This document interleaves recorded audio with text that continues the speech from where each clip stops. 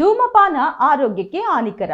Cigarette smoking is injurious to health. ನಮಗೆಲ್ಲ ಗೊತ್ತೇ ಇದೆ, ಆದರೂ ಕೂಡ ಅದೆಷ್ಟೋ ಮಂದಿ ಧೂಮಪಾನವನ್ನ ಮಾಡ್ತಿದ್ದಾರೆ.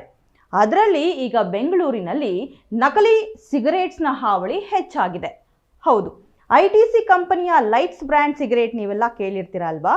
ಆದರೆ ITC ಕಂಪನಿಯ ಲೈಟ್ಸ್ ಬ್ರ್ಯಾಂಡ್ಸ್ ಹೆಸರಿನಲ್ಲಿ ನಕಲಿ ಸಿಗರೇಟ್ಗಳು ಮಾರಾಟವಾಗ್ತಾ ಇದೆ ಅಂತ KS ಲೇಔಟ್ನ ಪೊಲೀಸರಿಗೆ ITC ಕಂಪನಿಯ ಪ್ರತಿನಿಧಿಯೊಬ್ಬರು ದೂರನ್ನ ನೀಡಿದ್ದಾರೆ. ಸೊ ಇದರ ಆಧಾರದ ಮೇಲೆ KS ಲೇಔಟ್ನ ಪೊಲೀಸರು ತನಿಖೆಯನ್ನ ನಡೆಸಿದ್ದಾರೆ.